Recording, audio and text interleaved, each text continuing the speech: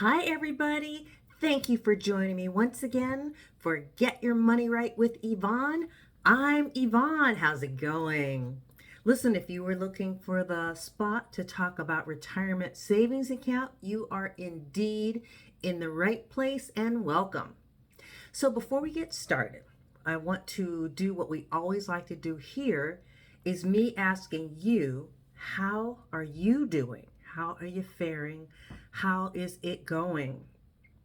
We're a couple weeks now into the new year, and I just want to ask you, how's it going? You know, um, we all have challenges, and there's always something, and we just want to honor that. This is a very supportive community, and just letting you know that if you have questions, if you want to talk about things, we are more than happy to hear from you. That would be wonderful. If you haven't yet joined our community, we'll talk about it later. Don't worry about it. Just enjoy this episode, see what you think, okay? So, how's it going for me? For the most part, well, I have no complaints, and just my head's down, and just I have a plan for knocking off student debt, and this is me straight ahead. I sometimes I will put it in my bank book that I want to pay the loans. I do that every month anyway, and just I'm cognizant of how much I have in my account, and so I didn't do it right away because I was waiting for another pay period. That came, and I was like, wait, why do I still have so much money in my account? It didn't make sense to me until I realized, oh, I never hit send to make those student loan payments. So I did that a couple of days ago and waiting for the tally to change, and just doing what I can, and just I don't even really, because I signed up for the SAVE program under the Biden administration. And while that's going away, I still don't really have to make payments, but I do it anyway because I'm knocking it down as quickly as I possibly can. So in less than 4 years, based on the current rate, it should be over and done with. So fingers crossed, fingers, toes, everything. So that's good. I'm very pleased with that. I'm pleased with the progress and that I've been able to stick to it. I'm very, very grateful, very thankful. So that is kind of what's going on with me. So I was looking at my 401k balance, as I tend to do. I really pay attention the beginning of the year and the end of the year, but I also look during the year just to kind of see. And this year, because my stocks all took a pretty big hit in 2025, and up to that point, my accounts were all earning an average of 9 to 11%, somewhere in that range. Well, as I said, things dropped in 2025, and so I'll be working to recover that within the next few years. But the the balance took a hit, and you don't ever want to sell when you've lost money. Just I didn't know that years ago. I took a big loss maybe 20 years ago. So now I'm just very careful. And now I know what goes up can go back up. What goes down can go back up. So that's what I'm looking at right now. And based on market conditions, that should happen, but it's going to take a little while. So I'm looking at that and planning my exit strategy. Just looking at things because, like I said, I was earning between 9 and 11%. That's down considerably. Now I'm like at about the 5% range. So while I'm planning the exit strategy for stocks, I'm also looking at, okay, when I retire, how are we going to set this up to sustain my lifestyle, right? So luckily, three-legged stool for me. I have a small pension from a previous employer, which I'm very, very grateful to have. I know not everybody has access to that, and I just feel blessed that I do. One of the last ones to have that opportunity. Now, pensions do still exist. There are some employers that still have them, but for the vast majority of us, no, that's not the case anymore. So I have that.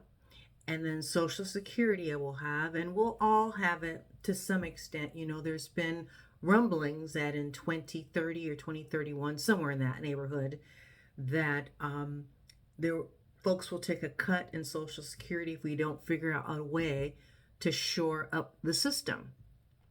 So Social Security, I'll have that, and I'm also working on contributing to my 401k.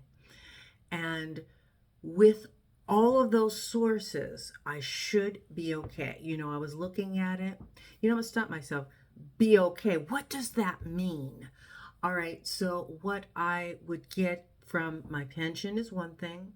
What I expect to get from Social Security is another. And then determining how much to take from my 401k. Now, the prevailing, consensus maybe, is that 4% should be a good, conservative, safe amount to take from your retirement account, whether it be 401k, 403b, whatever you happen to have. 4% seems to be what you should be looking at. All right, so let's just say that your balance was $250,000, and I just took that, just pulled that out of the air because it was easy to work with. $250,000 balance, and only taking 4% of that. So that's $10,000. So that would be an annual amount taken from a retirement account of $10,000, and then plus what you get from Social Security, and if you have a pension, that too. So though you're looking at all of your sources of income to determine how much you will have on a monthly basis in retirement. So I did those calculations, and what I realized is I would be in a pretty decent place. What I would be getting from retirement accounts is roughly what I'm getting right now from my salary. But it was like, wait, the exact same amount? That doesn't sound or look good, because I'm thinking, if I'm getting the exact same amount in 10 years that I'm getting now, with expenses going up, how do I meet those new charges, those new expenses?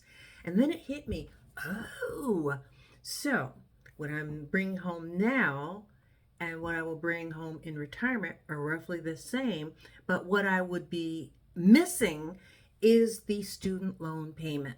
So when and that I'm going to keep working until the student loans are all paid off. That is the plan. That is the goal. And so, so with that, I can pay all of my expenses, all that I expect to have when I retire. That plus putting money away in a savings account, so I can still take a couple of trips a year.